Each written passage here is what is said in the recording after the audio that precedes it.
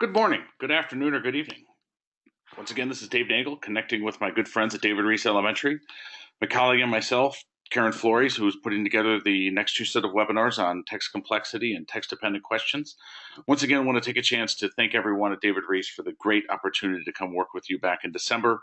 Certainly looking forward to coming back here this spring. And this is webinar number 2, digging deeper into collective teacher efficacy. And I'm going to just jump right in. Once again, we know this is not an interactive setup, but we wanted to make sure everyone had an opportunity. There's my cell phone first, 670, and then you see Karen's, our emails. Any questions or thoughts you have throughout this process at any time, please don't hesitate to reach out to both of us. And hopefully you have your working handout. We'll create a handout for each 2 webinars in the series, and we're going to dig into webinar number 2 today.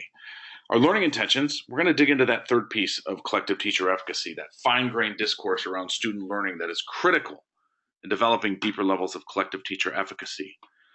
To understand that clear and effective success criteria, which we're going to come back to again, comes from unwrapping priority standards. We've talked about prioritizing the standards, but I want to highlight why that process is going to be so important.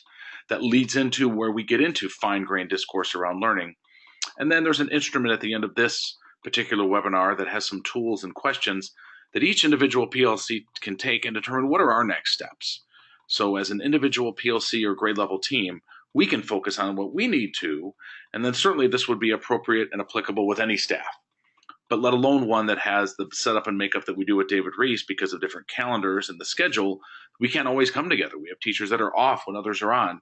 So this is something that will help us really focus at the local team level, which should expand and make the greater whole at David Reese deeper with collective teacher efficacy.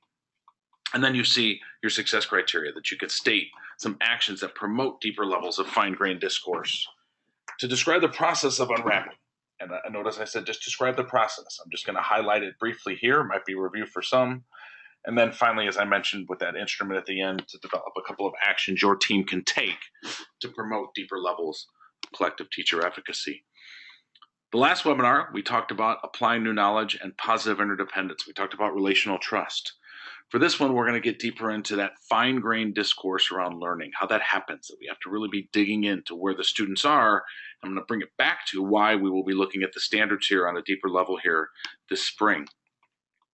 But I want to take us back to the mind frames. And John Hattie, who was kind of challenged us to say they're the core that drive all of our actions, and the perceptions and beliefs that we have really will predict change. And sometimes we use that term change and we throw it around like, well, we just need to change. We always need to be shifting. The metaphor I like to use is that being an educator, being in a practice, which we are, a doctor's practice, lawyer's practice, we have to practice. It should be like driving on the highway. And when we're driving on the highway, we never are making huge shifts with the steering wheel when we're going at high speeds. We also can't stay so locked in. We have to have little turns. And if we have the right beliefs, we will make the necessary change in the right moment. And so the mind frame that I'm going to focus us on in this webinar is we must see assessment as feedback to us. When we put pencil and paper in front of students and they give us any information, it's feedback to us. When teachers give anything back to Lataya in terms of where they are and how they're doing, it's feedback to her. So anything that we do, we need to look at that as that's feedback for me to know what my next learning steps are, or what was the impact of my leadership or my teaching. So our first reflection question, specifically down to the classroom level, how do you currently view assessment results from your students? If you give a series of lessons, you give a quiz, you give an assessment, whatever that is, how does your PLC collectively view those results? What level of ownership is there? I want to challenge us to just be honest in that discourse. When we look at those, what does it do to the conversation and dialogue in our meetings? Just like always, I'll pause briefly. Please pause the recording as long as you need. Complete reflection question 1, and then hopefully have some discussion at your table with your collaborative team if that's who you're viewing with. Welcome back. Again, as always, hopefully you pause as long as you need to. I'll just assume that you have and then move on. So when we talk about fine-grained discourse, analysis of student work, there's a difference between collaborative scoring, when I'm going to score the work, and analysis. But it helps focus and target learning while acknowledging the inherent ambiguity, open-endedness, and indeterminacy of social practice and learning. What Little is saying here, and she is one of the pioneers of deep empirical PLC research, learning is messy. Certainly with our primary colleagues, there's some foundational pieces, but almost everything after that becomes messy. And unfortunately, and I'm pointing at my head right now, Steve Jobs didn't make those computers that we have between our ears, because it'd be very easy to program them and know what's coming out of them. But there is some open-endedness, there is some ambiguity around the learning.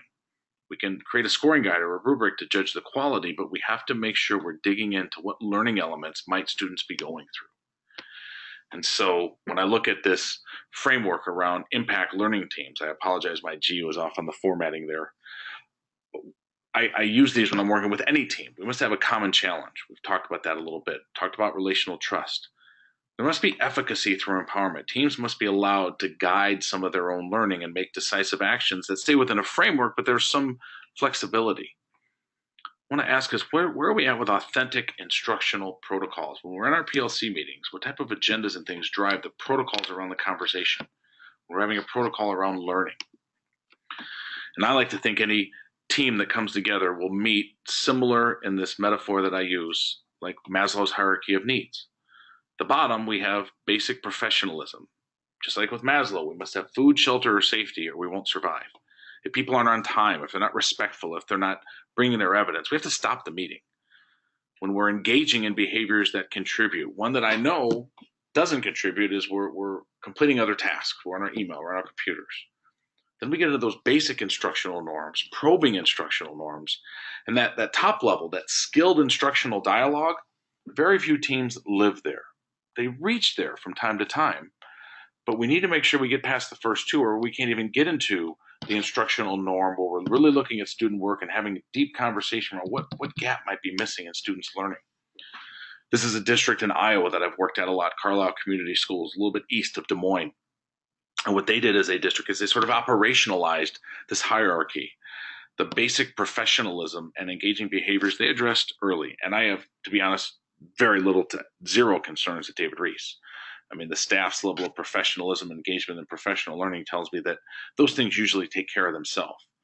But then what are your guiding questions? How do you bring your evidence and data that really focuses around teaching and learning?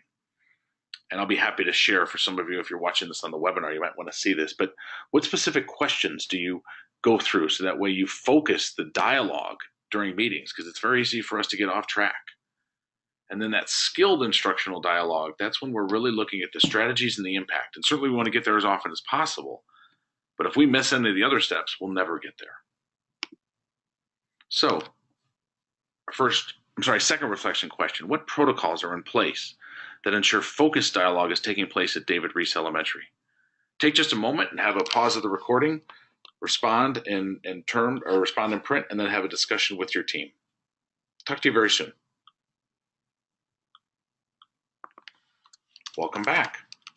Hopefully you had as much time as possible to process that discussion. We're going to go ahead and move on to this last piece. And when we talk about any quality assessment, and when you think about it, when Karen led the group through looking at text-dependent questions, at some point in time we're going to assess the students of where they are. Any assessment comes down to these 3 points. What's my purpose? And when do I have enough evidence to make an inference? We're driving to work in the morning. We have a purpose to get there on time. We might want to stop at Starbucks. We make an inference from evidence and the traffic and things like that. What's my purpose with what I want students to learn and be able to do? And when do I have enough evidence to make an inference that they're learning it? This is how we do every type of assessment in school and in life. And so when we think about fine-grained discourse, we can't have that unless we really take a deeper look at the standards.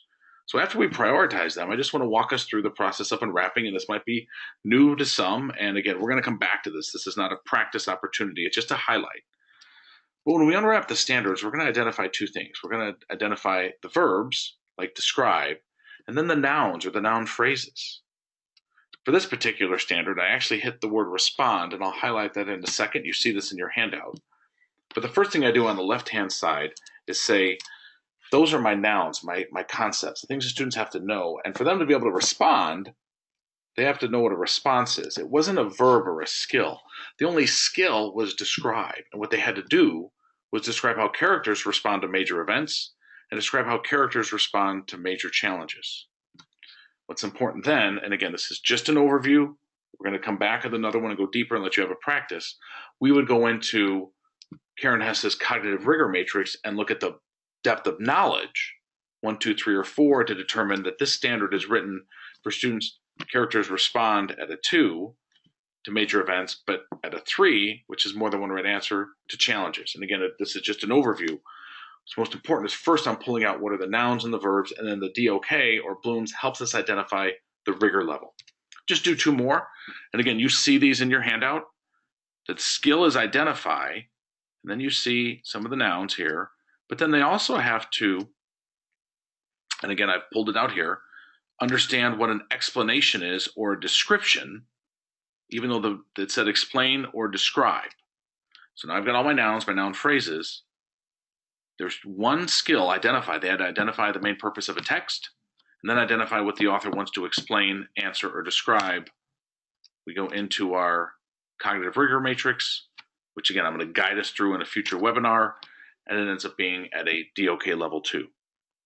So when we dig into the standards, wouldn't that better help us then when we're looking at student results? Well, couldn't they identify what the author was answering, but they couldn't what the author was trying to explain or describe? Or maybe they got to identify the main purpose of the text and not some of the others, but it drives my assessment and then when I'm checking for learning. And I went ahead and just added a writing one. So they have to write the skill, informative explanatory text. They have to come up with some ideas and the topic and information clearly, but they also have to examine and convey. So the verbs are the verbs that would be a skill that the student would have to do. Once again, we pull out just the nouns, the informative text, explanatory texts. Then you see the skills. They have to write informatory text to explain the topic, convey ideas clearly, convey information clearly, write explanatory text, etc. So write and examine and convey can all be embedded there, but now I've got a roadmap for the students to meet that standard. Here's what they have to do. How does that drive how my assessment comes out? So I'm guiding this a little bit. When we talk about that fine-grained discourse, it's got to be around the important elements within the standard, which would be the whole reason why we would prioritize. And I will guide us through a deeper example of this in a future webinar, but it ends up being what's a DOK3. And if that's familiar to you, fine. For now, that's not as important for this particular webinar, but I wanted to add something concrete when we talk about fine-grained discourse. Has to be around what's really embedded in the standard. So one quick pause and reflection. What are your thoughts related to this overview or review on wrapping the standards to identify accurate rigor targets for students to be able to reach?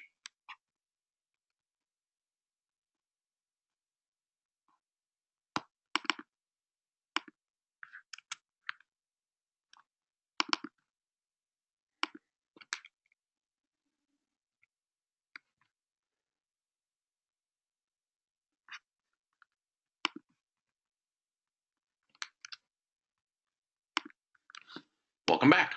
I had a place where I had to pause there just for a second. Apologize for that. So hopefully you had a chance to complete that last reflection. And again, we're going to go deeper on another webinar with Unwrapping where I'm going to guide us and be very intentional. So I'm hoping that planted some seeds as to why when we talk about some next steps, but it drives an element of collective teacher efficacy. If we're talking about fine-grained discourse, it's got to be about the important things. So the last thing I'm going to ask us to do, and again, I know I hit some of these kind of quick, but I've highlighted, and you see the handout, this instrument on your assessment, on your working handout. I'm going to ask every individual first, and hopefully you're doing this, as I mentioned before, in teams, that in your PLC, are these established? Do you evaluate common assessment evidence? And how you see it in your handout is, I said, our PLC. Does your PLC do these things 50% of the time, 90% of the time? Are you unsure? Take a few minutes and complete the instrument in your handout individually, and then have a discussion. And then what are some specific ways you think your team, what are 2 or 3 actions your particular PLC team could promote deeper levels of collective teacher efficacy this spring based on the results of the instrument above in your handout? So take a moment, individually complete the assessment, the instrument, then talk as a team, and then come up with 2 or 3 specific actions. Webinars coming up here from Karen and myself, but hopefully these are planting some seeds and helping guide the teachers at David Reese. Such an honor to work with everybody around building in collective teacher efficacy. We're going to get into a deeper bit around text complexity and text-dependent questions, and really help support your learning along the way. But don't hesitate to reach out with any questions throughout the process. Thanks so much. Have a great day.